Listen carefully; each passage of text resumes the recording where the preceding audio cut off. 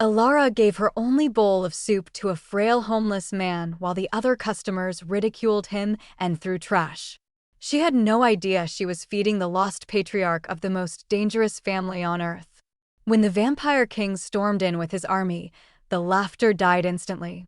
He didn't kill the beggar, he fell to his knees, took the old man's trembling hand, and whispered a single word that silenced the entire room: "Father." She hands the bowl of soup to the trembling man, risking her job, her dignity, and her paycheck, unaware that this single act of mercy is about to topple a dynasty. The patrons of the diner laugh, their cruel cackles bouncing off the grease-stained walls, mocking the waitress who wastes good food on trash. But the laughter dies in their throats the moment the heavy oak doors blast open, bringing the winter storm inside. A figure of darkness and terrifying beauty steps through the threshold, flanked by soldiers in obsidian armor, and the air itself seems to freeze in reverence. The waitress expects punishment, perhaps death, for harboring a vagrant. Instead, the terrifying king of nightmares walks past her, drops to one knee on the dirty linoleum floor before the beggar, and whispers a single, earth-shattering word: "Father." The neon sign outside, the rusty spoon, flickered with a maddening, insect-like buzz, casting an intermittent red glow over the rain-slicked pavement of Seattle. Inside, the air smelled of stale coffee, burnt bacon, and the damp wool of weary travelers. It was 3 in the morning, the witching hour for the lonely and the lost, and Alara felt the exhaustion settling into her bones like sediment in a riverbed. She wiped the counter for the 100th time, her movements automatic. Her uniform, a faded yellow that had seen better decades, hung loosely on her frame. Alara wasn't invisible, but she was accustomed to being looked through. She was part of the furniture, a mechanism that delivered caffeine and carbohydrates to the truckers and insomniacs who drifted in from the interstate. "Hey, sweetheart, refill," a man in a trucker hat barked, shaking his mug. Alara forced a smile, the kind that didn't reach her eyes. "Coming right up, Earl." She moved to the coffee pot, the glass heavy in her hand. As she poured the steaming dark liquid, the bell above the door chimed. It wasn't the aggressive jingle of a rushing customer, but a weak, hesitant sound, as if the person entering was unsure they had the right to exist in the space. A blast of icy wind cut through the diner's stagnant heat. Alara looked up. Standing in the doorway was a ruin of a man. His coat was a patchwork of shadows and filth, hanging off a skeletal frame that seemed held together by sheer will. His hair was a matted tangle of silver and gray, and his hands, clutching the doorframe for support, shook violently. He looked less like a person and more like a discarded memory, fading at the edges. "We're not a shelter, pal, Stan," the night manager shouted from the grill. He didn't even turn around, scraping a spatula against the metal with a sound like a shriek. "Kitchen's closed for handouts." The old man flinched as if struck. He took a half step back, his eyes, cloudy and indiscernible, lowered to the floor. I have money," the man rasped. His voice was like dry leaves skittering over pavement. He fumbled in his pocket, producing 2 crumpled dollar bills and a handful of copper pennies. They spilled from his trembling fingers, rolling across the floor. Laughter rippled through the diner. Earl snorted into his coffee. A group of college kids in the back booth giggled, whispering behind their hands. "Look at him," one of the students said, loud enough to be heard. "Probably wants to buy booze." Alara felt something twist in her chest, a hot, sharp pang of indignation. She knew that look in the old man's eyes. It wasn't the look of an addict. It was the hollow, haunting stare of someone who had forgotten the warmth of a fire. It was the look she saw in the mirror some mornings when the rent was overdue and the fridge was empty. She abandoned the coffee pot and rounded the counter. "Stan, hush," she said, her voice low but firm. She ignored the manager's scoff and walked toward the man. She knelt, ignoring the dirt on the floor, and began gathering the pennies. The copper felt ice-cold against her skin. When she looked up, she saw the man staring at her. Up close, his face was a map of tragedies, etched with lines deep enough to drown in. But beneath the grime, his bone structure was striking, almost regal, like a crumbled statue of a forgotten god. Keep your money, Alara said softly, placing the coins back into his shaking palm. She wrapped her fingers around his for a moment, her hands warm against his glacial skin. Table 4 is open. It's near the radiator. I cannot pay, the man whispered, shame coloring his tone. Did I ask you to? Alara stood, guiding him gently. He moved with a stiff, painful gait, like his joints were rusted gears. She settled him into the booth. The vinyl squawked under his meager weight. The other patrons watched, their mockery turning into disdainful glares. Alara, Stan barked. If he doesn't pay, it's coming out of your tips. Fine, she shot back, not looking at him. Put it on my tab. She went to the kitchen, bypassing the grill where Stan was incinerating a burger. She went to the soup warmer. It was the house special tomato bisque. Thick, creamy, and piping hot. She ladled a generous portion into a bowl, grabbed a basket of fresh bread rolls, and added 2 packets of butter. When she returned to the table, the old man was staring out the window at the rain, his reflection a ghost against the glass. She placed the tray down. Eat slowly, she advised, her voice gentle. It's hot. The man looked at the food, then at her. His eyes cleared for a fleeting second, revealing a shade of violet so pale it was almost white. Why? He asked. The word carried a weight that seemed disproportionate to the setting. Because everyone deserves to be warm, Alara said simply. And because I make the best soup in the city. He picked up the spoon, his hand shaking so badly the liquid threatened to spill. Alara didn't hesitate. She reached out and steadied his hand with her own. I've got you, she murmured. Across the diner, Earl let out a loud, barking laugh. Look at that. She's feeding him like a baby. Maybe you should burp him next, Alara. The college kids roared with laughter. One of them threw a crumpled napkin. It hit the old man's shoulder. Alara spun around, her eyes flashing. That is enough. If you can't show some basic human decency, you can get out. Or what? Earl sneered, standing up. He was a big man, smelling of diesel and aggression. You gonna make me? The air in the diner suddenly felt heavy, charged with static. The old man gripped Alara's wrist. His strength was shocking, unexpected. Do not, the old man whispered, fear lacing his voice. Do not draw their gaze. He is coming. Who is coming? Alara asked, confused. Before the old man could answer, the lights in the diner flickered and died. For a heartbeat, there was total darkness. Then, the emergency lights hummed to life, casting the room in eerie, sickly shadows. The silence that followed was absolute. The rain outside seemed to stop, suspended in midair. Then came the sound. Click, click, click. The distinct, rhythmic sound of hard-soled boots on pavement. The front door didn't just open, it swung inward with a force that cracked the glass. The wind that entered didn't smell of rain and city exhaust. It smelled of ozone, ancient dust, and copper blood. 2 men entered first. They were massive, dressed in dark tactical gear that looked more expensive than the entire building. They moved with fluid, predatory grace, scanning the room with eyes that reflected the emergency lights like cat's eyes. They held no weapons, yet their very stance screamed violence. Earl, who had been standing aggressively a moment ago, sank back into his seat, his face draining of color. Then, the third figure entered. He was tall, imposing, wrapped in a long coat of black wool that swirled around his ankles like smoke. His hair was dark, swept back from a face that was terrifyingly perfect, sharp angles, pale skin, and lips pressed into a thin line of restrained fury. But it was his eyes that froze Alara in place. They were amber, glowing with an inner luminescence, burning like embers in the gloom. He scanned the room. His gaze swept over Earl, over the college kids, over Stan cowering behind the grill. Every person his eyes touched flinched, instinctively recognizing a predator at the top of the food chain. Then his gaze landed on Alara.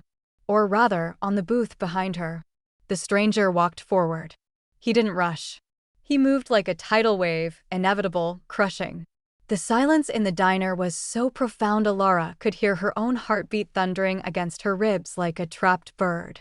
She stepped in front of the booth, shielding the old man. Her hands were shaking, her breath coming in short gasps, but she didn't move. "You can't hurt him," she managed to say. Her voice was small, trembling, but audible. "He's just an old man. Leave him alone." The stranger stopped. He looked down at her, his amber eyes narrowing slightly. He seemed perplexed, as if a blade of grass had just challenged a thunderstorm. "Step aside," he commanded. His voice was low, a baritone that vibrated through the floorboards. It wasn't a shout, it was a law of nature spoken aloud. "No," Alara said. Tears of terror pricked her eyes, but she planted her feet. "He hasn't done anything." The stranger tilted his head. He looked at her, really looked at her, for a long second. Then, without a word, he moved. He didn't push her. He didn't strike her. He simply blurred. One moment he was in front of her, the next he was past her, moving with a speed that the human eye couldn't track. Alara spun around, a scream rising in her throat, expecting violence. Instead, she saw the impossible.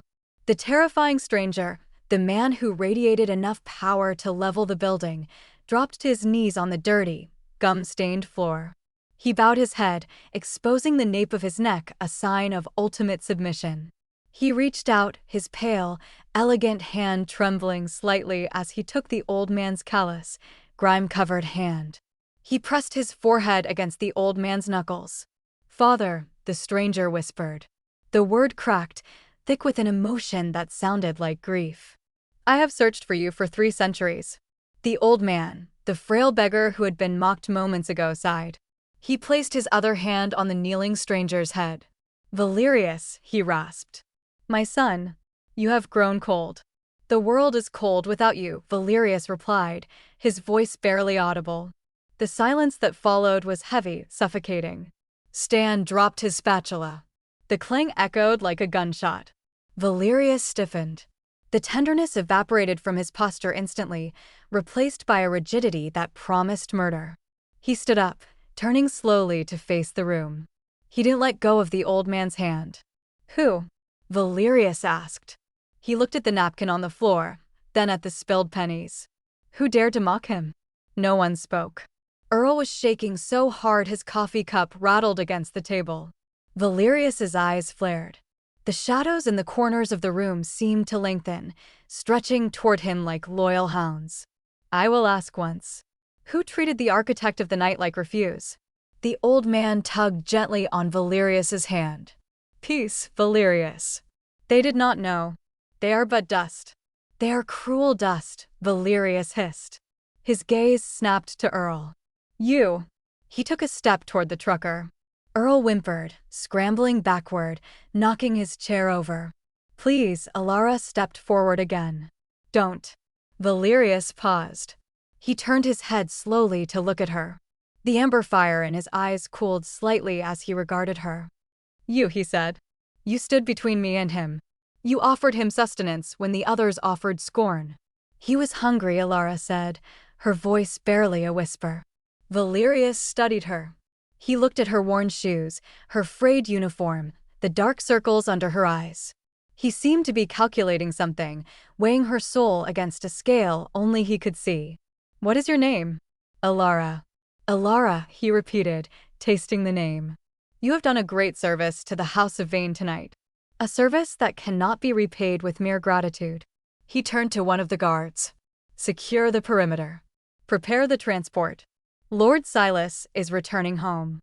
"Yes, my king," the guard replied, bowing deeply. "King." The word hung in the air. Valerius turned back to the old man, Lord Silas, and began to help him stand. But as Silas rose, he stumbled. Valerius caught him easily, but Silas's eyes sought Alara. "The girl," Silas whispered. "She is marked now, Valerius." They saw her act. "The court will know." Valerius froze. A dark realization crossed his face.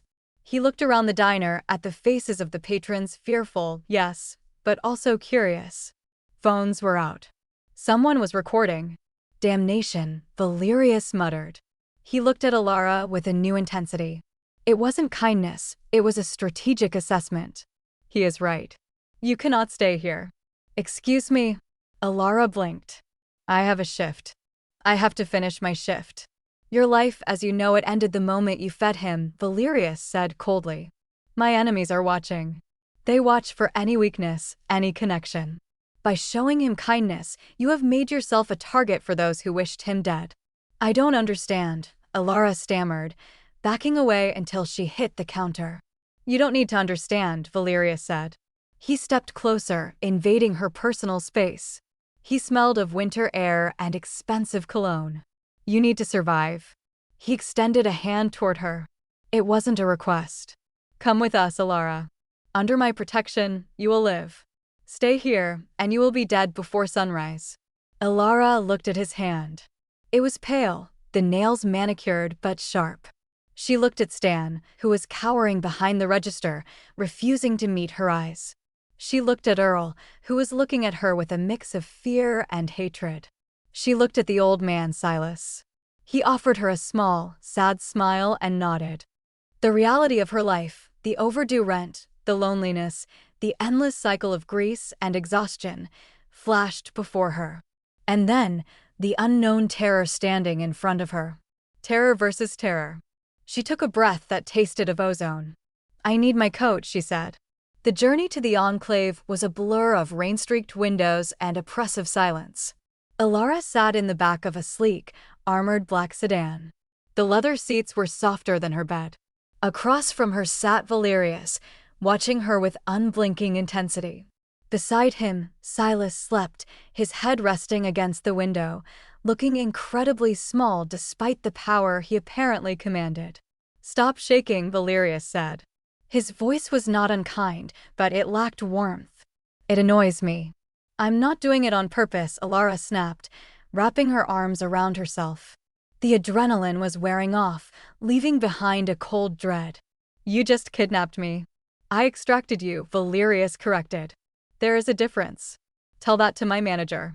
Your manager will be compensated. Or forgotten. It matters little. Valerius looked out the window as the city lights gave way to the dense, looming shadows of the forest that bordered the northern districts. Where are we going? Alara asked. The Obsidian Spire, Valerius said. My home. And now, your prison. Alara's heart stopped. Prison? Valerius's lips quirked upward in a humorless smile. A figure of speech. Though, given the alternative is death by dismemberment at the hands of the Court of Thorns, perhaps a gilded cage is preferable. The car slowed, turning off the main road onto a private drive paved with cobblestones. Massive iron gates, wrought into shapes of twisting vines and screaming faces, swung open automatically. Through the rain, Alara saw it. A fortress. It wasn't a fairy tale castle, it was a monolith of black stone and glass, jutting out of the cliffside like a jagged tooth. It looked ancient and futuristic all at once, a brutalist cathedral dedicated to the night. Welcome to the underbelly of your world, Alara, Valerius murmured as the car glided to a halt in a covered courtyard.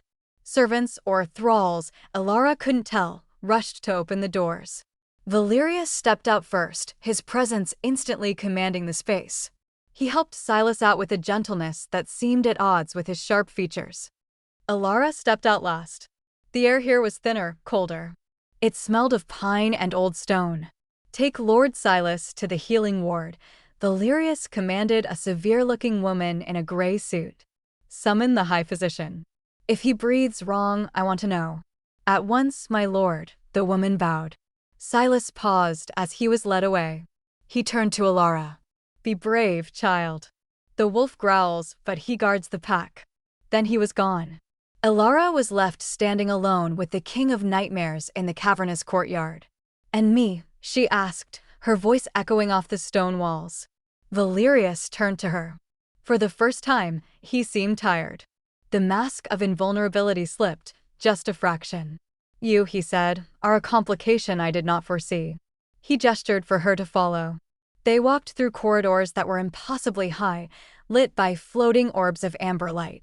The walls were lined with tapestries depicting battles that Alara didn't recognize from any history book. You are human, Valerius said, stating the obvious. You are fragile. You bleed. You require sleep and food. You are inconvenient. I didn't ask for this. Alara protested, hurrying to keep up with his long strides. No. You simply acted. Valerius stopped abruptly, turning to face her. Why? Why what? Why did you give him your food? You have nothing. I saw your shoes. I saw the hunger in your own eyes. Why give away your sustenance? Alara looked up at him. He was tall, towering over her by a foot. He could snap her neck with a thought. But she was too tired to be terrified anymore. Because he was cold, Alara said firmly. And looking at him hurt more than being hungry. Valerius stared at her. His pupils expanded, swallowing the amber iris until his eyes were almost entirely black. He took a step closer. He reached out, his cold fingers grazing her chin, tightening her head up.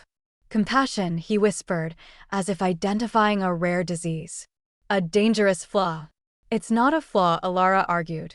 In my world, it is a death sentence. He dropped his hand. We're here. He opened a heavy wooden door. Inside was a suite larger than Alara's entire apartment. A four-poster bed, a roaring fireplace, and a balcony overlooking the stormy sea below. Stay here, Valerius commanded. Do not leave this room. The halls are not safe for you. There are others here. Others who will smell your blood and not see a savior, but a snack. Alara shuddered. Are you going to eat me? Valerius paused at the door. He looked back over his shoulder. His expression was unreadable, a mix of hunger and restraint. I do not feed on guests, he said softly. Rest, Alara. Tomorrow, the wolves will come to sniff at you. You will need your strength. The door clicked shut. The lock engaged with a heavy thud. Alara stood in the center of the room. The fire crackled, casting dancing shadows on the walls. She walked to the mirror above the vanity. She looked the same, messy ponytail, grease-stained uniform. But her eyes looked different. They looked wide, awake. She had walked into a nightmare. But for the first time in years, she wasn't invisible. The following morning, the castle was a hive of whispered panic. Alara had slept fitfully, waking at every creak of the floorboards. A silent servant had brought her a breakfast of fruit, toast, and strong coffee, along with a set of clothes, a simple, elegant dress of charcoal wool that fit perfectly. She was pacing the room when the door opened. It wasn't Valerius. It was a tall, lithe man with hair the color of straw and eyes like polished jade. He leaned against the doorframe, chewing on a toothpick. So, he drawled, looking her up and down. You're the stray cat Valerius dragged in. I have a name, Alara said, crossing her arms.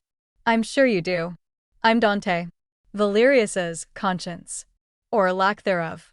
He pushed off the doorframe. Come on. The boss wants you in the Lion's Denver. The what? The council chamber. They're demanding answers.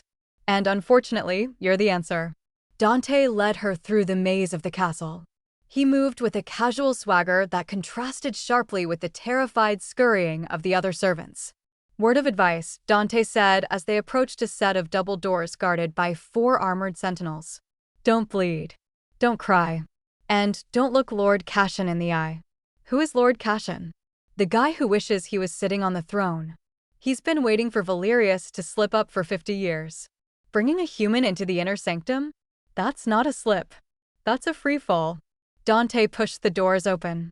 The room was circular, built of black marble. In the center sat a massive round table carved from a single piece of white weeping wood. 13 figures sat around it. They were beautiful, terrifying, and utterly inhuman. At the head of the table sat Valerius. He wore a tunic of deep crimson, a silver circlet resting on his brow. He looked every inch the king. To his right sat an empty chair, presumably for Silas. To his left sat a man who oozed malice. He had pale blonde hair, almost white, and skin that looked like porcelain. He was drumming his fingers on the table.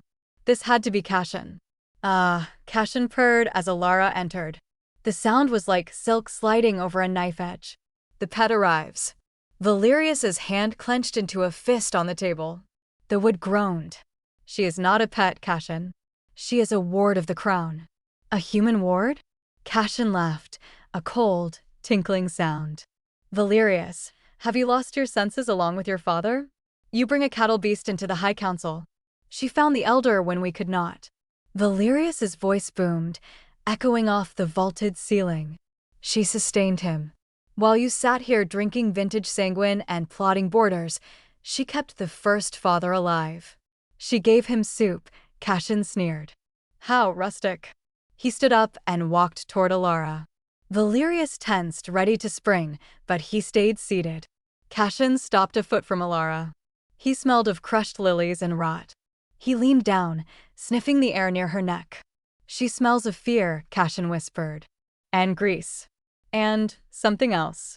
He looked at Valerius, a wicked grin spreading across his face. She smells of you, my king. You have marked her. A collective gasp went around the table. Alara looked at Valerius. He was staring at Cashin with murder in his eyes. I claimed her protection, Valerius said tightly. You marked her as consort, Cashin corrected, his voice delighted. The aura is unmistakable. You didn't just offer protection, Valerius. You bound her to your bloodline. Alara felt the blood drain from her face. What? Valerius stood up slowly. It was a necessary measure. To ensure no one, he looked pointedly at Cashin, would dare touch her. A human consort, Cashin mused, circling Alara like a shark. It is against the ancient laws. A king cannot bind himself to a mortal. Unless. He stopped in front of Alara, his jade eyes boring into hers. Unless he intends to turn her. I intend nothing of the sort, Valerius snapped. She remains human. She remains under my protection. Anyone who harms her challenges me. Is that understood? The room was silent. The tension was thick enough to choke on. Cashin smiled. It was a smile that promised violence. Understood, my king. We shall see how long this fragile thing lasts in our world. He leaned close to Alara's ear. Watch your step, little waitress. The floors are slippery with blood in this castle. Valerius moved. In a blink, he was between Alara and Cashin, his hand gripping Cashin's throat. Back away, Valerius growled, his fangs descending long, needle-sharp, and terrifying. Cashin raised his hands in mock surrender, though his eyes danced with amusement. Touchy. Valerius shoved him back. He turned to Alara, his chest heaving. Dante, get her out of here. Dante grabbed Alara's arm. Come on, sunlight. Show's over. As she was dragged out, Alara looked back. Valerius was standing alone in the center of the room, surrounded by enemies, looking like a king who had just started a war he wasn't sure he could win. The heavy oak doors of the council chamber slammed shut, muffling the arguments erupting inside, but the vibrations still hummed through the stone floor like a trapped scream. Dante didn't stop dragging Alara until they were 3 corridors away, deep in the wing of the castle where the shadows seemed to cling a little tighter to the walls. He finally released her arm. Alara stumbled back, rubbing the spot where his fingers had dug in. Consort, she hissed, her voice bouncing off the cold stone. What does that mean? And don't give me any cryptic vampire poetry. I want plain English. Dante leaned against a tapestry depicting a hunting scene, his jade eyes gleaming with a mixture of pity and amusement. He pulled a silver flask from his jacket, took a swig, and offered it to her. She slapped it away. Feisty, Dante noted, pocketing the flask. Look, consort isn't just a title, sunshine. In our world, it's a biological imperative. It means Valerius has bound his bloodline to yours. It means you are untouchable by law, but highly killable by jealousy. He said he didn't mark me, Alara argued, her heart hammering a frantic rhythm against her ribs. He said it was protection. Valerius doesn't do things by half measures, Dante said, his tone dropping the playfulness. When he stood in that diner and saw you defending his father, his instincts took over. Vampire instincts are possessive. Violent. He claimed you before his brain even processed the paperwork. To Cashin and the court, you aren't just a waitress anymore. You're the queen's seat warmer. Alara felt the blood drain from her face. So they want to kill me because they think I'm with him? They want to kill you because you're a weakness, a deep voice rumbled from the shadows down the hall. Valerius emerged from the gloom. He looked exhausted. The rage that had vibrated off him in the chamber was gone, replaced by a weary stoicism that made him look all of his 600 years. He loosened the collar of his crimson tunic, his movements stiff. "Leave us," Dante Valerius commanded. Dante pushed off the wall, flashing Alara a wink. "Try not to make him cry, sunshine. He gets emotional when he's hungry." As Dante's footsteps faded, silence stretched between them, thick and suffocating. Valerius didn't look at her. He walked to the narrow window, staring out at the stormy sea crashing against the cliffs below. "I did not intend to trap you," Valerius said quietly, his back to her. The declaration slipped. Slipped? Alara let out a sharp, incredulous laugh. "You told a room full of monsters that I'm your partner. You put a target on my back." The target was already there. Valerius turned, his amber eyes flashing. "The moment Cassian smelled my father's scent on you, you were dead. If I had not claimed you as consort, he would have torn your throat out right there on the council table just to spite me." Alara flinched at the brutality of the image. She wrapped her arms around herself, feeling smaller than she ever had in the diner. "So what happens now?" she whispered. "I just pretend?" Valerius crossed the distance between them. He moved like smoke, silent and swift. He stopped inches from her, close enough that she could feel the cold radiating from him, like standing next to an open freezer. "You do not pretend," he said, his voice lowering to a rough murmur. "You must convince them. You must walk like you belong here. You must look at me as if I am the center of your world. Because if they sense a lie, if they smell the fear of a stranger on you, the ancient laws will not protect you." He reached out, his hand hovering near her face before he pulled it back, curling his fingers into a fist. "I will teach you," he promised. "I will teach you to survive us." "And who will protect me from you?" Alara asked, meeting his gaze. She saw the flicker of surprise in his eyes. She wasn't cowering. "I am the safest thing in this castle for you, Alara," Valerius said. "Because I am the only one who owes you a debt that can never be repaid." The healing ward smelled of antiseptic and crushed sage. It was a stark contrast to the opulence of the rest of the spire: white stone, high windows letting in the gray afternoon light, and the soft hum of medical machinery that looked far too advanced for the Gothic architecture. Lord Silas lay in a bed in the center of the room, hooked up to monitors that beeped in a slow, rhythmic cadence.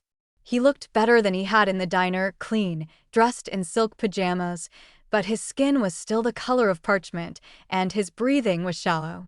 Alara sat in the chair beside him, peeling an orange she had pilfered from the kitchen. Valerius stood in the corner, arms crossed, a silent sentinel blending into the shadows. "You have steady hands," Silas rasped, his eyes fluttering open. They were the same pale violet, ancient and knowing. Alara smiled, handing him a segment of the fruit. "Waitress hands. You learn not to spill when your tips depend on it." Silas accepted the fruit with a trembling hand. He ate it slowly, savoring the sweetness. "I have not tasted citrus in 40 years. In the place they kept me, there was only gruel and darkness." Alara felt a chill. "Where were you?" Valerius said he searched for 3 centuries. "Time is strange when you are in chains," Silas whispered. He looked past Alara to his son. "Valerius, come closer." Valerius hesitated, then stepped into the light. His posture, usually so rigid and commanding, slumped slightly. He looked like a boy again. He knelt by the bedside. "Father," Valerius said. "Do not blame yourself for the years lost," Silas said, placing a hand on Valerius's cheek. "The betrayal came from within. You could not have known." "I should have burned the world to find you," Valerius said, his voice thick with self-loathing. "I let them blind me with treaties and peace talks while you rotted." "Peace is what I wanted," Silas murmured. He looked at Alara. "Do you know why they locked me away, child?" Alara shook her head. "Because I believed that we did not need to feed on the innocent," Silas said. "I advocated for the synthetics. Blood created in a lab, sustaining us without harm to humans. The traditionalists, the purists like Cassian, they saw it as blasphemy. They want the hunt. They want the fear. Fear makes the blood sweeter to them." Alara looked at Valerius. Do you drink from people?" Valerius met her gaze. He didn't lie. "I have. In the past. But since my father's disappearance, I have enforced the synthetic laws." It is why half the council hates me. They are starving for the old ways. And now that I am back, Silas said, coughing weakly, they are afraid. If I recover, I can ratify the permanent ban on human hunting.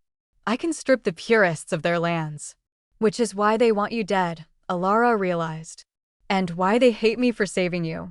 Precisely, Silas said. He gripped Alara's hand. His skin was cold, but his grip was firm. Valerius is strong, Alara. He is a warrior of the old blood. But he has forgotten how to feel.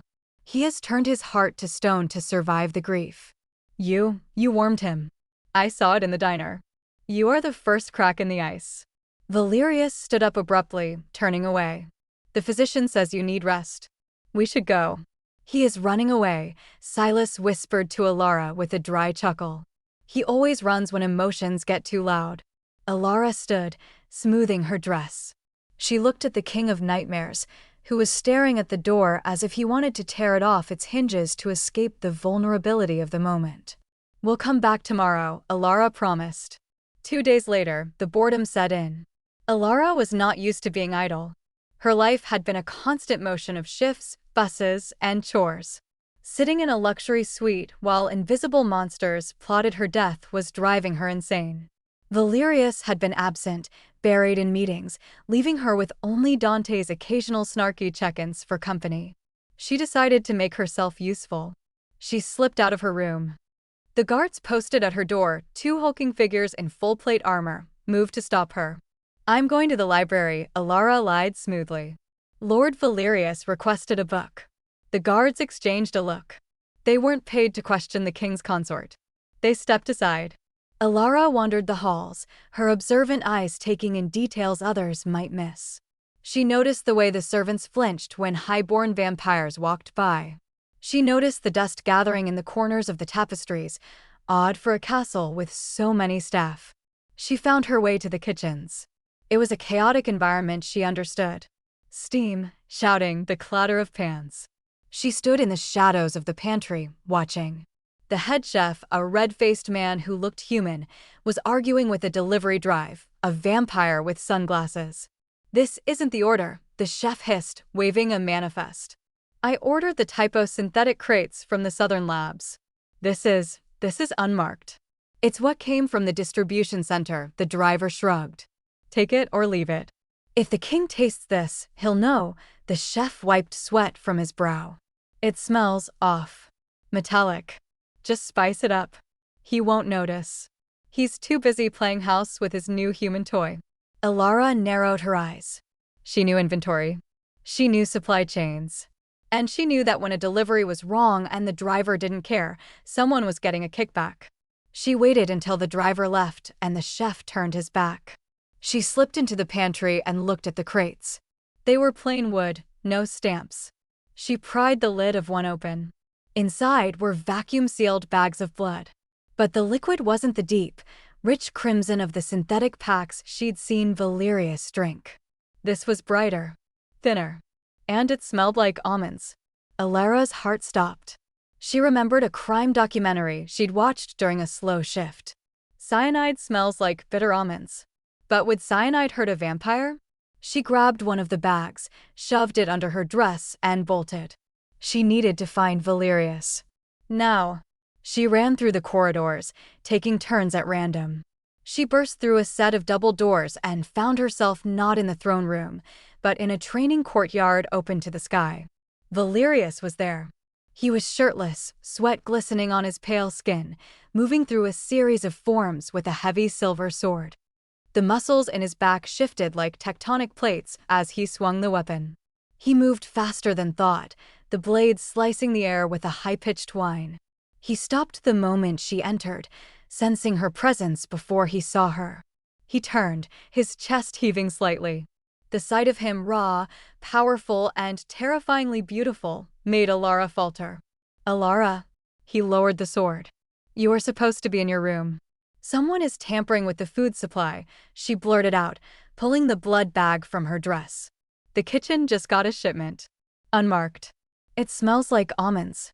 Valerius dropped the sword. It clanged loudly on the stone. He was in front of her in a second, snatching the bag from her hand. He ripped the seal with his teeth and sniffed. His eyes went wide. Silver nitrate, he hissed.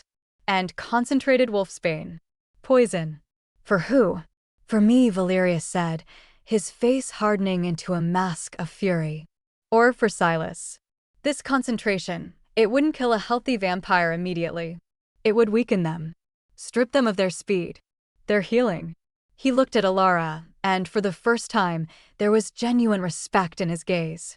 You stole this from the kitchens? I was a waitress for 10 years, Alara said, regaining her breath. I know when a delivery is sketchy. The chef was scared. He knew it was wrong. You may have just saved the crown again, Valerius murmured. Twice in 1 week. I am beginning to think you are not a waitress, but a guardian spirit sent to annoy me into survival. I prefer guardian waitress, Alara quipped, though her hands were shaking. Valerius noticed the tremor. He reached out, taking her hands in his. His palms were rough from the sword hilt, but his touch was gentle. Your heart is racing, he noted. I just ran halfway across a vampire castle with a bag of poison in my dress. Give me a break. Valerius looked at her hands, then up to her eyes. The air between them shifted, becoming heavy and charged. You are brave, he said softly. Foolish, but brave. Most humans would cower in their rooms. You run toward the danger. I'm tired of being afraid, Alara admitted. It doesn't help. Fear is useful, Valerius corrected. It keeps you alive. Did it keep you alive? Alara asked, stepping closer. Or did it just make you lonely? Valerius froze. He looked down at her, his amber eyes searching hers. For a moment, he looked like he wanted to lean in, to bridge the gap between predator and prey. I am not lonely, he lied. I am king. Same thing, Alara whispered. A sudden screech from above shattered the moment. Valerius shoved Alara behind him instantly, his body becoming a shield. He looked up. On the high walls of the courtyard, shadows were coalescing. Not natural shadows, but thick, oily darkness that bubbled and formed into shapes. Gargoyles. But these were moving. Stay behind me, Valerius commanded, his voice dropping an octave, vibrating with lethal intent. What are they? Alara screamed as one of the shadow creatures leaped from the wall, claws extended. Constructs, Valerius snarled. Cashin's pets. The fight was a blur of motion and violence that Alara could barely comprehend. Valerius didn't have his sword, he had dropped it 10 feet away. He met the first creature with his bare hands. He caught its claws midair, twisted, and ripped the shadow beast in half. It dissolved into black smoke with a wail that sounded like tearing metal. But there were more. 3, 4, 5 of them dropped from the walls. They were vaguely humanoid, but faceless, made of shifting darkness. Get to the door. Valerius roared, kicking one creature so hard it shattered against the far wall. I'm not leaving you. Alara shouted, looking around for a weapon. She spotted the discarded sword.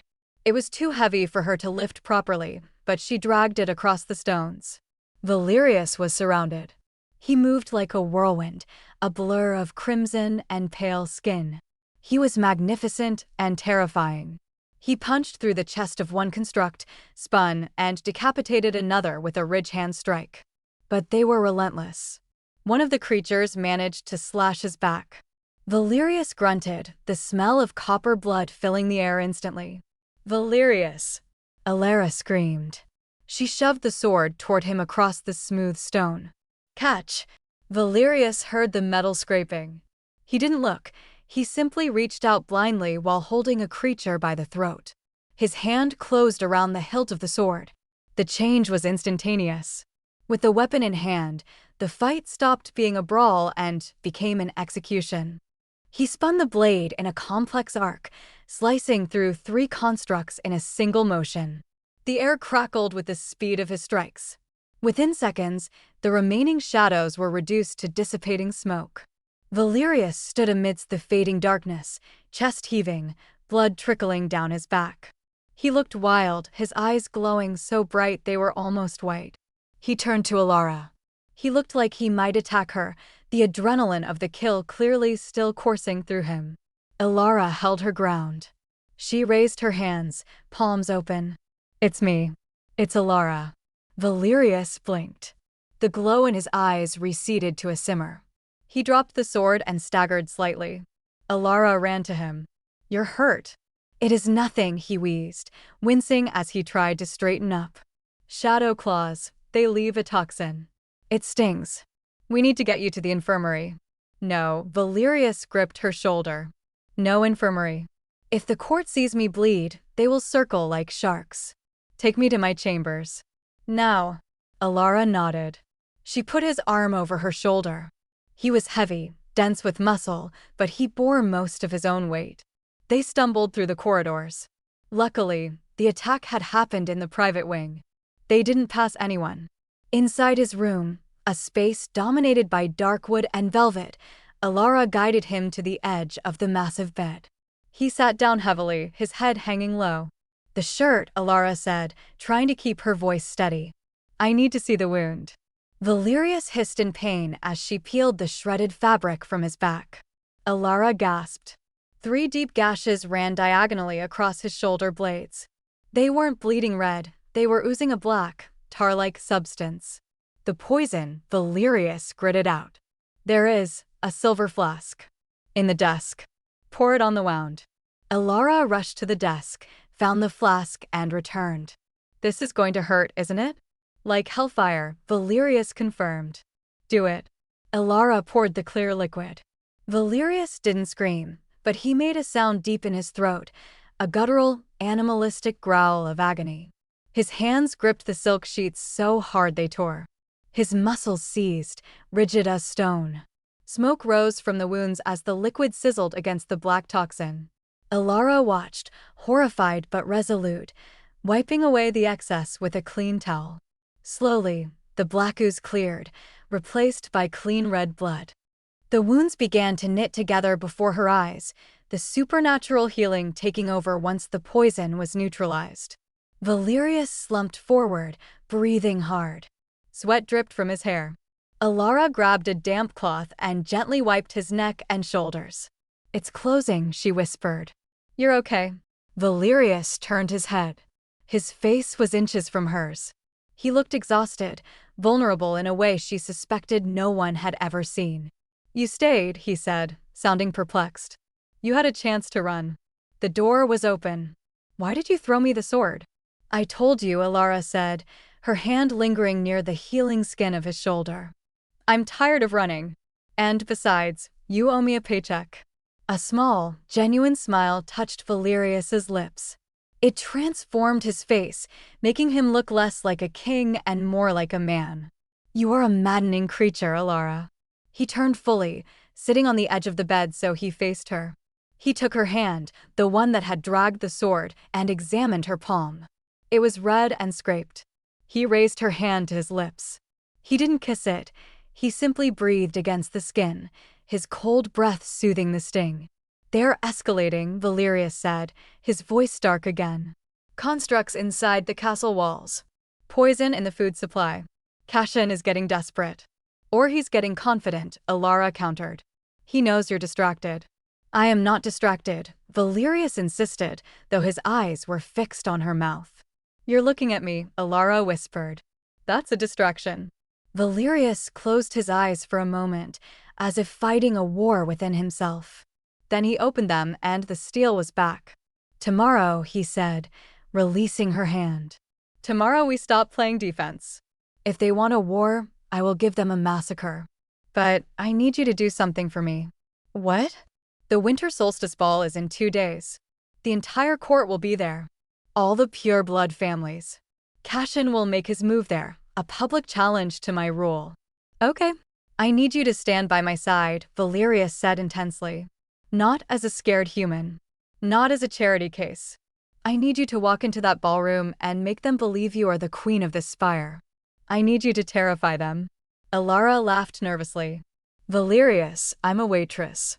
I terrify people when I tell them we're out of pie. I don't know how to be a queen." Valerius stood up. The wounds on his back were now faint white lines. He towered over her. "You faced down a shadow construct with a sword you couldn't lift," he said. "You have more steel in your spine than half my council. We have 2 days to polish it. He walked to the wardrobe and pulled out a long, heavy garment bag.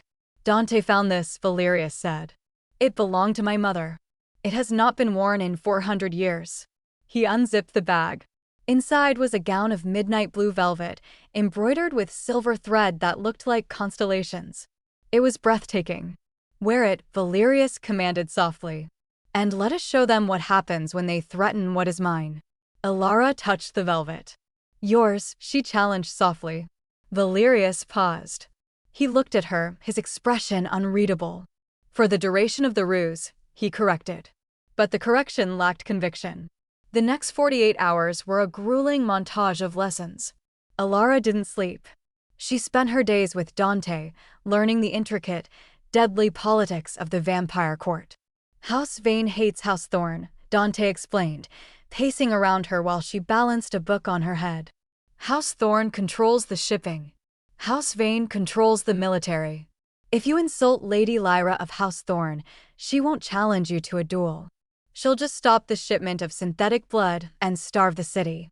So, be nice to Lyra, Alara muttered. No, Dante corrected. Be condescending to Lyra. She respects power. If you're nice, she thinks you're weak.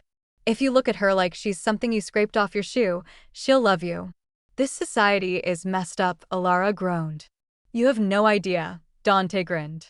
In the evenings, Valerius took over. But he didn't teach her politics. He taught her how to move. They were in the ballroom, an empty expanse of polished obsidian floor under a crystal chandelier the size of a car. You walk like a predator, Valerius instructed, pacing beside her. Not a prey animal. Shoulders back. Chin up. When you enter a room, you assume everyone is already looking at you. They will be looking at me, Alara said. Because I'm the human pet. Stop saying that, Valerius snapped. He grabbed her waist, pulling her into a waltz hold. The contact was electric. Alara gasped. Valerius's hand was firm on her lower back, his other hand clasping hers. Follow my lead, he murmured. They began to move. At first, Alara stumbled. She was used to dodging tables, not gliding. But Valerius was a master. He guided her with subtle shifts of his weight, anticipating her mistakes before she made them. Don't look at your feet, Valerius commanded. Look at me. Alara looked up. His face was close, too close. She could see the flecks of gold in his amber eyes. She could smell the soap on his skin and the faint, metallic scent of his power. Why do you care so much? Alara asked breathlessly as he spun her. About me? You could have just paid me off and sent me away. I told you, Valerius said, pulling her back in. My father. It's not just your father, Alara insisted. You look at me like you're waiting for me to break. Valerius stopped dancing. They stood in the center of the empty ballroom, the silence heavy. I look at you, Valerius said, his voice rough, and I see something I haven't seen in centuries. Someone who gives without asking for a return. Someone who sees a monster and offers him soup. He raised a hand, tracing the line of her jaw with his thumb. His skin was cold, but it burned her. I am terrified, he admitted, the words barely a whisper. That I will not be able to protect you from the darkness I live in. Then don't protect me, Alara whispered back, leaning into his touch. Fight beside me. Valerius stared at her, conflict raging in his eyes. He leaned down, his lips parting. The doors banged open. My lord. A guard rushed in, breathless. We found the source of the poison. It's not just the kitchen. The water supply for the lower levels. They've tainted it. Valerius pulled away from Alara instantly, the mask of the king slamming back into place. But his hand lingered on hers for a fraction of a second too long. Secure the aquifers, Valerius barked. Lock down the castle. No one in or out until the ball. He looked at Alara. Go to your room. Lock the door. Tomorrow night, the game ends. He turned and strode out, his coat billowing behind him. Alara stood alone in the vast ballroom, her heart still dancing a frantic rhythm in her chest. The war was coming, and she was ready. The dress was heavy, a physical weight that matched the crushing pressure in Alara's chest. She stood before the full-length mirror in her chambers, barely recognizing the reflection staring back. The midnight blue velvet cascaded down her frame like a waterfall of night sky, catching the light with every breath she took. The silver embroidery, constellations stitched by hands that had been dust for centuries, shimmered with a faint, unearthly luminescence. Her hair, usually a messy knot kept back for hygiene codes, was now an intricate architecture of braids and curls, woven with sapphires that looked like frozen tears. The makeup was severe, eyes smoked with charcoal, lips painted a deep, blood red that made her skin look porcelain pale. She didn't look like Alara the waitress. She looked like a weapon sheathed in silk. There was a soft knock at the door. "Come in," she said, her voice sounding strange to her own ears, steadier, lower. It wasn't Valerius. It was Lord Silas. The ancient vampire walked in with the help of a cane made of polished ebony.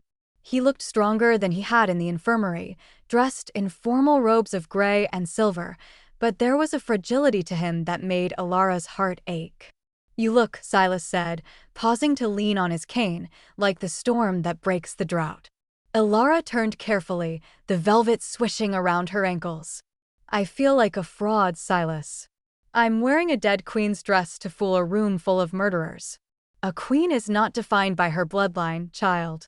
She is defined by what she is willing to sacrifice for her people." Silas hobbled closer, reaching into his pocket. "Valerius is a good man. But he is a man of war. He thinks he can solve this night with sharp teeth and sharper strategies. And you think he can't?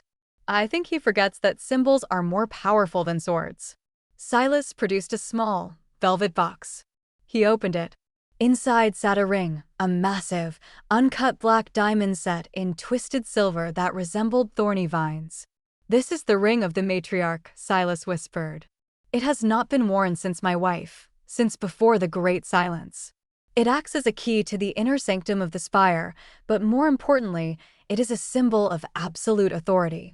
If you wear this, the old families cannot touch you without declaring war on history itself." Alara stared at the ring. It looked heavy. It looked cursed. "Why give this to me? I'm just the decoy." Silas looked up at her, his violet eyes clear and piercing. "You fed a beggar when you had nothing. You ran toward a monster to save my son. You are not the decoy, Alara. You are the only real thing in this entire castle."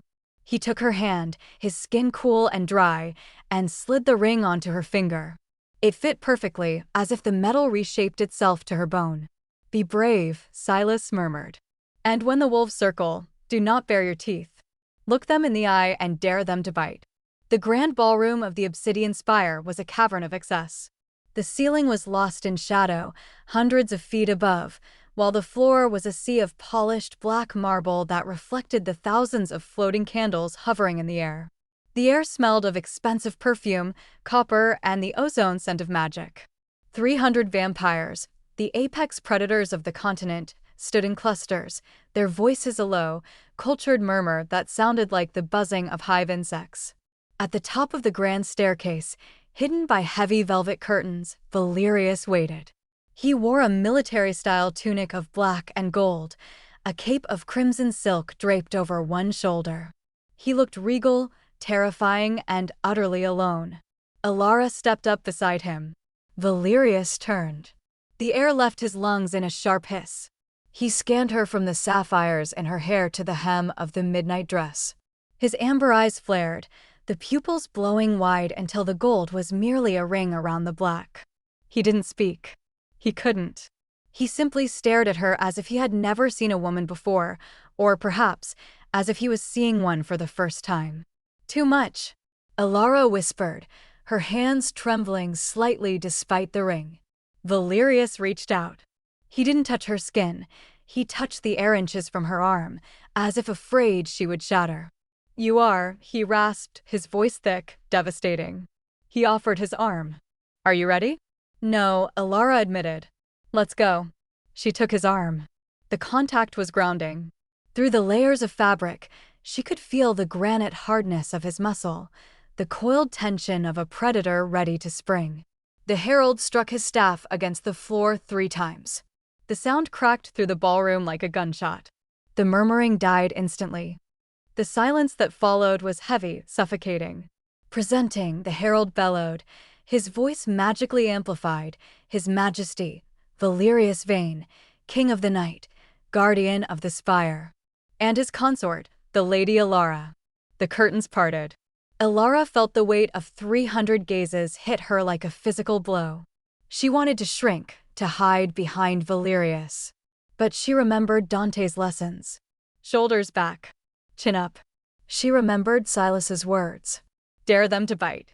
She lifted her chin. She didn't look at the floor. She looked straight ahead, fixing her gaze on the far wall, her expression bored, imperious. They began the descent. Every step was a calculated risk in the high heels. Valerius moved in perfect sync with her, his body acting as a subtle anchor. They are staring, Alara murmured, barely moving her lips. They are terrified, Valerius replied, his voice a low rumble only she could hear. They see the dress. They see the ring. They are wondering how a human waitress acquired the crown jewels of the Vane dynasty. Let them wonder. They reached the floor. The crowd parted like the Red Sea, forming a wide aisle leading to the throne dais. As they walked, Alara saw faces. Beautiful, ageless faces twisted in masks of polite curiosity and hidden sneers. She saw Lady Lyra, a woman with hair like spun gold and eyes like ice, whispering behind a fan. She saw Cassian standing near a pillar, sipping a glass of red liquid that definitely wasn't wine. He raised his glass to her, a mocking smile playing on his lips. Valerius led her not to the thrones, but to the center of the floor. The music began, a haunting orchestral waltz that seemed to weep. Eyes on me, Valerius commanded softly. He pulled her close. They began to move. The dance was a blur of motion and adrenaline. Alara felt like she was floating, tethered to the earth only by Valerius's grip on her waist. You are doing well, Valerius murmured as he spun her. Your heart rate is elevated, but steady. I'm imagining them all in their underwear, Alara lied. A disturbing image, considering half of them are my cousins. A ripple of laughter escaped Alara, loud enough to be heard by the nearby couples. It broke the tension, if only for a second. Lady Lyra is approaching at 3 o'clock, Valerius warned, his tone tightening. She will try to bait you. Remember Dante's advice. The music slowed. A woman in a dress of silver scales glided toward them. Lady Lyra. She was stunning, cold, and radiated a palpable aura of disdain. My king, Lyra curtsied, a movement so graceful it was almost insulting. She turned her gaze to Alara. And the consort. What a charming costume. Is it vintage? The insult was veiled but sharp, implying Alara was wearing hand-me-downs. Which, technically, she was. Alara stopped dancing. She slowly released Valerius's hand and turned to Lyra. She didn't smile. She looked at Lyra's dress, then up to her eyes, her expression one of mild confusion. Vintage? Alara asked, her voice projecting clearly. Oh, you mean the gown? Yes. It belonged to Queen Seraphina. She raised her hand, letting the light catch the massive black diamond of the matriarch's ring. Lyra's eyes widened. Her gaze snapped to the ring, then back to Alara's face. The color drained from her already pale cheeks. I found the modern fashions lacking, Alara continued, her tone bored. So much synthetic fabric. So little history. Don't you agree, Lady Lyra? It was a power move. She had just called Lyra's expensive dress cheap plastic without saying the words. Lyra swallowed hard. She looked at Valerius, expecting him to reprimand the human. Instead, Valerius was watching Alara with a look of dark, burning pride. The ring suits you, my lady, Lyra choked out, bowing her head lower this time. It carries the weight of the house. It is heavy, Alara sighed, examining her nails. But someone has to carry it. Lyra retreated, disappearing into the crowd. Remind me never to cross you, Valerius whispered, pulling Alara back into the dance. You just dismantled the head of the merchant guild with a sentence. I served coffee to truckers who hadn't slept in 3 days, Alara said. Vampire aristocrats are easy. They're just insecure teenagers with fangs. Valerius laughed, a rich, deep sound that turned heads across the room. I think I might be falling in love with you, Alara. The words hung in the air between them, heavier than the music, heavier than the dress. Alara missed a step. Valerius caught her instantly.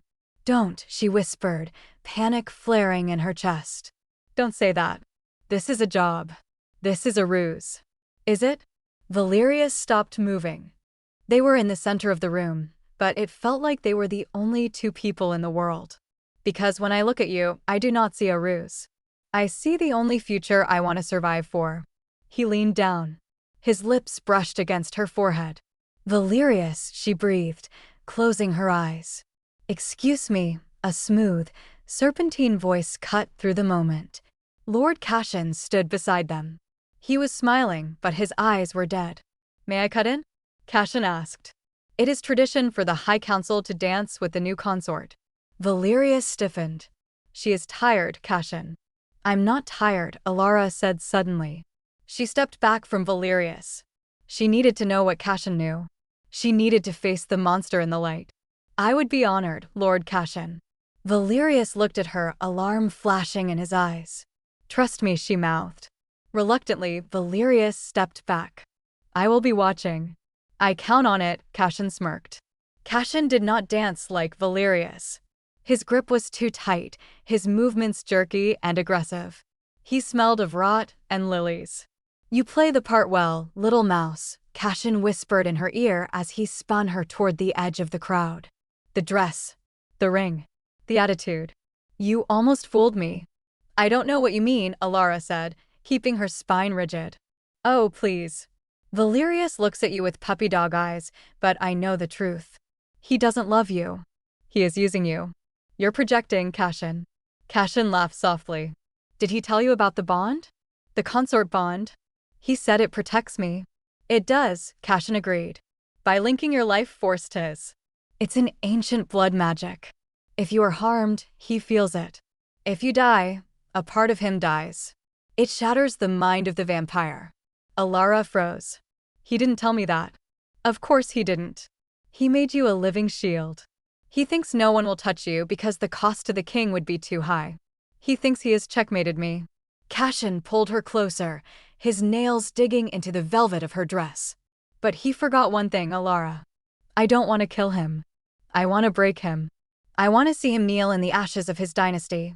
"You're insane," Alara hissed, trying to pull away. "And you," Cashin whispered, his lips grazing her ear, "are the hammer I will use to shatter him." He stopped dancing abruptly. He looked at the massive clock on the wall. "Midnight," Cashin smiled. "Right on schedule." The lights went out. The darkness was absolute. Then, chaos erupted. The sound of shattering glass exploded from every direction as the massive stained glass windows of the ballroom blew inward. A freezing wind, carrying snow and the smell of sulfur, blasted into the room. Screams tore through the air. Not just human screams, vampire screams. Alara was thrown to the floor by the force of the blast. She scrambled to her hands and knees, her ears ringing. "Valerius!" she screamed. Flares of red light illuminated the room. Shadows were moving, hundreds of them. Not the shapeless constructs from the courtyard, but armored soldiers. They weren't wearing the crest of the spire. They wore the sigil of the Thorns, Cashin's house. But it wasn't just soldiers. Through the shattered windows, massive, winged beasts were squeezing into the hall. Gargoyles. Animated stone and hatred. Alara scrambled under a banquet table as a gargoyle landed, where she had been standing, crushing the marble floor. "Secure the exits." Cashin's voice boomed over the chaos, amplified by magic. "Let no one leave. Tonight, the false king falls." Alara peeked out from the tablecloth. She saw Valerius. He was a whirlwind of violence in the center of the room. He had drawn a sword, not the one from the courtyard, but a blade made of pure, crackling energy. He was fighting 3 of Cashin's lieutenants at once. He moved so fast he was a blur, dismembering enemies with surgical precision. But he was looking for her. His head whipped around, scanning the crowd, panic etched on his face. "Alara!" His roar shook the chandeliers. "I'm here!" Alara tried to shout, but her voice was drowned out by the screech of a gargoyle. She saw Dante. The snarky advisor was fighting back-to-back with Lady Lyra, surprisingly. They were holding off a squad of soldiers near the stairs. Then, Alara saw the real threat. While Valerius was distracted by the soldiers, Cassian was moving. He wasn't moving toward Valerius. He was moving toward the throne dais. Toward Silas. The old man was standing with his cane, surrounded by a meager guard of 4 loyalists. He was casting spells, waves of purple force that knocked attackers back, but he was tiring. Cassian had a dagger in his hand. It wasn't steel. It was black glass. Obsidian. The bond, Alara realized with a jolt of horror. Cassian lied. He wasn't going to kill her to break Valerius. That was the distraction. He was going to kill Silas, the emotional anchor the father Valerius had searched 3 centuries for. The grief would incapacitate Valerius long enough for the coup to succeed. Alara looked at Valerius. He was too far away, cut off by a wall of enemies. She looked at Silas. She looked at the ring of the matriarch on her finger. A symbol of absolute authority. Alara scrambled out from under the table. She kicked off her heels. She grabbed a heavy silver candelabra from the fallen table. She ran. She didn't run away. She ran toward the dais. Cassian, she screamed. Cassian paused, halfway up the stairs. He turned, seeing the girl in the blue dress charging him with a candlestick. He laughed. You have a death wish, little waitress? Get away from him. Cassian backhanded the air. A wave of telekinetic force hit Alara. It felt like being hit by a truck. She flew backward, crashing into the stone steps of the dais. The candelabra clattered away. Pain exploded in her ribs. She tasted blood. Alara. Valerius screamed. The sound of his distress was physical. A shockwave of power erupted from him, knocking his attackers flat. He launched himself into the air, flying over the heads of the crowd toward the dais. But he wasn't fast enough. Cassian stood over Alara. He raised the obsidian dagger. Watch, Valerius! Cassian shouted, looking at the airborne king. Watch your legacy die.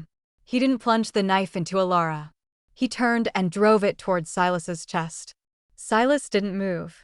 He looked at his son, his eyes full of peace. But the knife didn't hit Silas. Alara threw herself. She didn't think. She didn't calculate. She lunged, putting her body between the blade and the old man. Shluak. The sound was wet and sickening. The obsidian blade buried itself in Alara's shoulder, just missing her heart. The world went silent. Valerius landed on the dais. The impact cracked the stone. Cassian let go of the hilt, stepping back with a look of confusion. She jumped. Alara gasped, her hands clutching the black blade protruding from her dress. The pain was a white-hot star consuming her universe. She fell back, Silas catching her frail weight.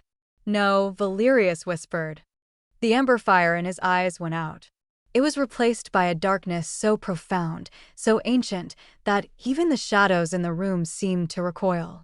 The air temperature in the ballroom dropped 40 degrees in a second. Frost raced across the floor, shattering the remaining windows. Valerius looked at Cassian. You touched her, Valerius said. His voice wasn't human. It was the sound of tectonic plates grinding together. You made her bleed. Cassian, the arrogant lord, the master plotter, took a step back. For the first time, he looked terrified. Valerius, wait. There is no Valerius, the king said. There is only the end. Valerius opened his mouth, and a sound of pure, unadulterated infrasound horror emerged. He moved. He didn't fight Cassian. He dismantled him. In 1 second, he was in front of the traitor. In the next, Cassian's arms were gone, ripped from the sockets. Cassian screamed, but Valerius grabbed his throat, lifting him into the air. You wanted to see a monster? Valerius hissed, his face changing, the human mask dissolving to reveal the true, bat-like visage of the Nosferatu within. Look at me. He slammed Cassian into the floor with enough force to crater the dais. But Alara's vision was fading. The cold was creeping into her lungs. Valerius, she whispered. The sound was barely a breath, but Valerius heard it over the roar of his own rage. He dropped Cassian's broken body. He fell to his knees beside her, the monster receding, the man returning, panicked and weeping. Alara, no, no, no. His hands hovered over the dagger. I cannot pull it out. You will bleed out. It hurts, she said, tears leaking from her eyes. I know. I know. Valerius looked at Silas. Father, help her. The blade is cursed, Silas said, his voice trembling as he pressed his hands around the wound to staunch the flow. It prevents healing. Valerius, she is dying. She cannot die. Valerius roared. I forbid it. He looked at Alara's pale face. Her lips were turning blue. The light in her eyes, the observant, brave light that had captivated him in the diner, was dimming. You have to choose, my son, Silas said softly. To save her, you must turn her. You must give her the blood. But it is forbidden for a king to turn a commoner. The council will revolt. You will lose the crown. Valerius looked at the crown lying on the floor, knocked off in the fight. He looked at his terrified subjects watching in silence. He looked at Cassian, broken but still breathing, watching with a bloody grin. Then he looked at Alara. I don't want to be a vampire, she had said once. Alara, Valerius whispered, brushing the hair from her damp forehead. Stay with me. Cold, she murmured. Valerius made his choice. He bit into his own wrist, tearing the vein open. Dark, potent blood welled up. I do not care about the crown, Valerius announced, his voice carrying to every corner of the silent ballroom. I do not care about the law. Let the kingdom burn. She lives. He pressed his bleeding wrist to Alara's lips. Drink, he commanded, a sob breaking his voice. Drink, Alara. And live forever. The metallic taste hit her tongue. Instinct, ancient and undeniable, took over. Alara's mouth opened. She swallowed. And then she burned. The fire didn't burn, it remade. For Alara, the world dissolved into a kaleidoscope of agony and ecstasy. The metallic taste of Valerius's blood was the catalyst, a drop of ink in a glass of clear water, spreading, darkening, changing everything it touched. She could feel her heart, that frantic, bird-like human heart, stutter and stop. For a terrifying second, there was nothing. No breath. No pulse. Just the infinite, cold void. Then a new rhythm began. Slower. Heavy. Powerful. Thump. Thump. Thump. It sounded like a war drum beating in the deep. On the dais, Valerius watched, his face a mask of terrified awe. He held Alara's body as it arched, her spine bowing as the genetic rewriting took hold. The cursed obsidian blade, still lodged in her shoulder, began to vibrate. Watch, Silas whispered, his voice carrying over the silent ballroom. The blood rejects the curse. With a sickening squelch, the black dagger was pushed out of Alara's body, expelled by the sheer force of her accelerated healing. It clattered onto the stone floor, smoking as if it had touched holy ground. The wound on her shoulder didn't just scab over, it knit together with visible speed, muscle reweaving, skin sealing without a scar. Alara gasped, a sound that wasn't a desperate intake of air, but a sharp, sudden intake of the world itself. She opened her eyes. The ballroom gasped. Her eyes were no longer the soft brown of a weary waitress. They were amber, burning with the same inner luminescence as Valerius's, but rimmed with a ring of violet, the mark of the elder Silas's protection. She sat up. The movement wasn't groggy or weak. It was fluid, hydraulic, instant. She looked at her hands. She could see the microscopic texture of her own skin. She looked at Valerius. She could see the individual pores on his face, count the lashes on his eyelids. She could hear the frantic heartbeat of a panicked noble 50 feet away.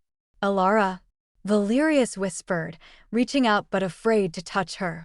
She looked at him. The hunger hit her then, a sharp, clawing emptiness in her stomach, but it was eclipsed by the sudden, overwhelming clarity of her connection to him. She could feel his fear. She could feel his love. It wasn't a guess anymore. It was a tangible frequency vibrating in the air between them. I'm loud, she whispered. Her voice had changed. It was smoother, resonant, carrying a subconscious command. Your senses are adjusting, Valerius said, relief crashing over him so hard he almost slumped. Focus on me. Anchor yourself to me. Alara grabbed his lapels. She pulled him close, burying her face in his neck. She smelled the ozone, the pine, the ancient dust, but now she smelled the power beneath it. Slowly, Valerius helped her stand. The ballroom was frozen. 300 vampires watched the new creature standing on the dais. She was covered in blood, her own and the king's, wearing a ruined velvet gown, barefoot, with the matriarch's ring blazing on her finger. She didn't look like a victim. She looked like a goddess of vengeance born from the ashes. Cassian, broken and pinned by guards Valerius had summoned mentally, looked up from the floor. His eyes were wide with horror. Abomination, Cassian spat, blood bubbling on his lips. A mongrel queen. Alara turned her head. The movement was too fast for a human to track. She looked at Cassian. She didn't feel fear. She didn't feel pity. She felt annoyed. She walked down the steps of the dais. The crowd flinched back.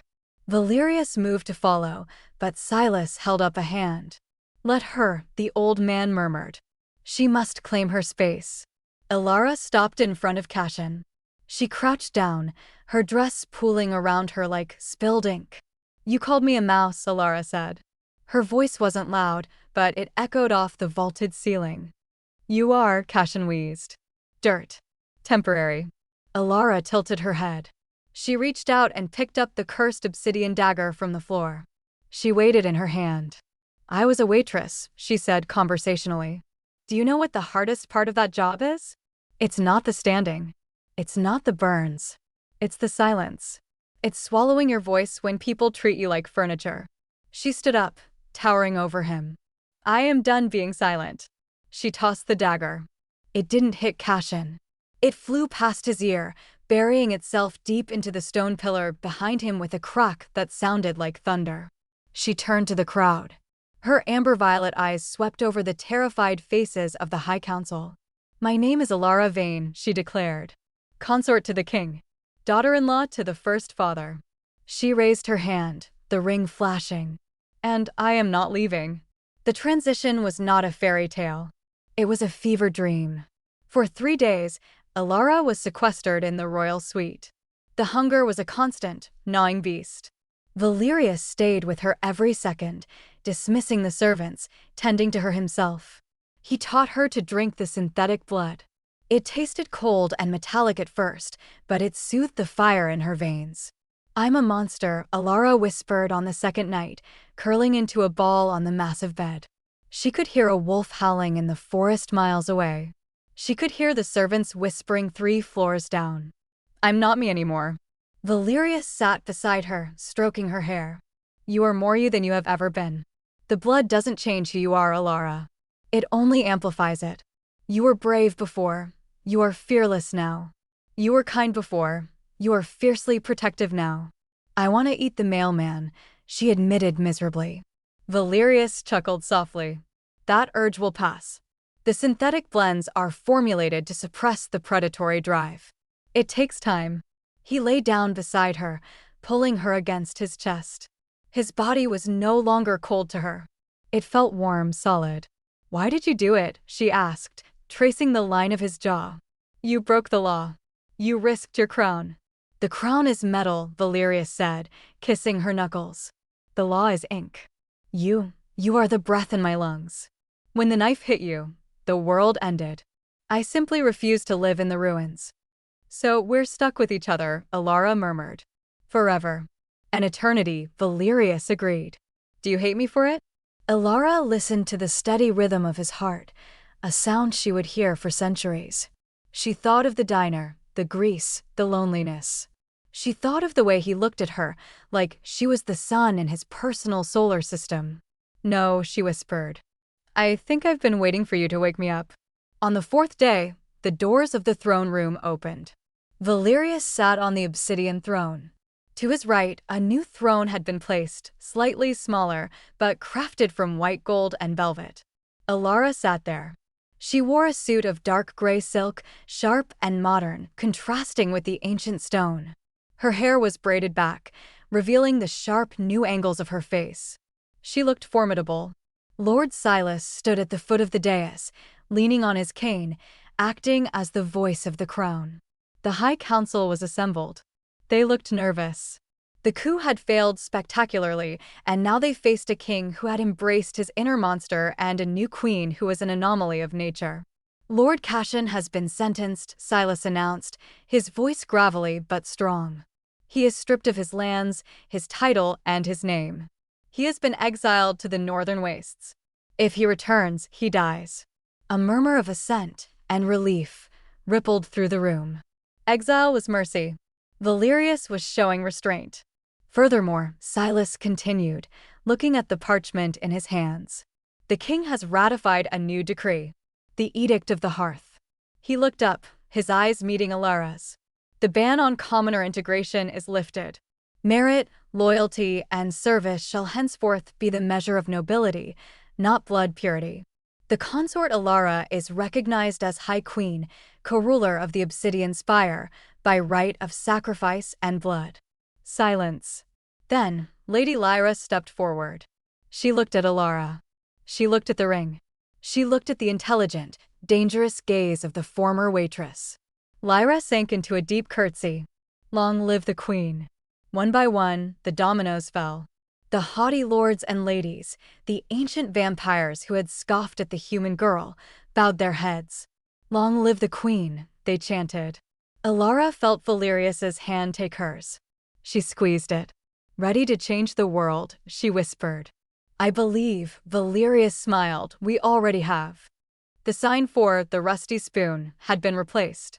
It was now a sleek, tasteful neon script that read simply, the hearth. The interior had been gutted and rebuilt. The grease stains were gone, replaced by warm wood and soft lighting. But the layout remained the same. The counter was there. The booths were there. It wasn't just a diner anymore. It was a shelter. A sanctuary. The back room was a food bank. The upper floor was temporary housing for the homeless. And the kitchen served the best tomato bisque in Seattle, free of charge to anyone who couldn't pay. Alara stood behind the counter, wiping it down out of habit. She wore a simple sweater and jeans, but the massive diamond ring on her finger caught the light. The bell above the door chimed. Stan, the old manager, walked in from the back office. He looked healthier, less stressed. He was wearing a suit. Inventory is done, boss, Stan said respectfully. Donation shipment from the Spire just arrived. We have enough coats for everyone this winter. Good work, Stan, Alara smiled. Take the night off. You sure? The spooky husband of yours is coming by. He is, Alara laughed. Stan shivered mockingly. Still gives me the creeps. Nice guy. But creeps. Stan left. Alara waited. A moment later, the door opened. The wind blew in, but it wasn't cold to her anymore. Valerius stepped inside. He wore a long wool coat and a scarf. He looked lighter. The weight of centuries seemed to have lifted from his shoulders. He walked to the counter and sat on a stool, the same stool Earl the trucker used to occupy. We're closed, Alara teased, leaning over the counter. I heard the waitress has a soft spot for vagrants, Valerius smirked. Only the cute ones. He reached across the counter, taking her hand. His thumb brushed her wrist, feeling the slow, powerful pulse of her vampire heart. The council meeting ran late, he apologized. Lyra was arguing about the new zoning laws for the synthetic clinics. Did you threaten to eat her? I thought about it. But then I remembered my wife prefers diplomacy. So I just glared until she stopped talking. Alara laughed. She poured 2 mugs of steaming dark liquid, not coffee, but a heated, spiced blood blend she had developed herself. To the hearth, she said, raising her mug. To the waitress, Valerius corrected, clinking his mug against hers. They drank in comfortable silence, watching the rain streak against the glass. Outside, a man shuffled past the window. He was old, frail, shivering in the cold rain. He stopped, looking at the warm light of the diner, hesitating. Alara didn't wait. She didn't ask for permission. She didn't fear judgment. She set her mug down and walked to the door. She swung it open, the bell chiming a happy welcome. Come in, Alara called out to the stranger, her voice warm and strong. We have soup. And it's warm inside. Valerius watched her from the counter. He watched his queen, his savior, his wife, usher the stranger in and guide him to the best table near the radiator. He smiled, a true, genuine smile that reached his amber eyes. The world was dark, yes. It was full of monsters and shadows. But as long as she was in it, no one would ever have to be cold again.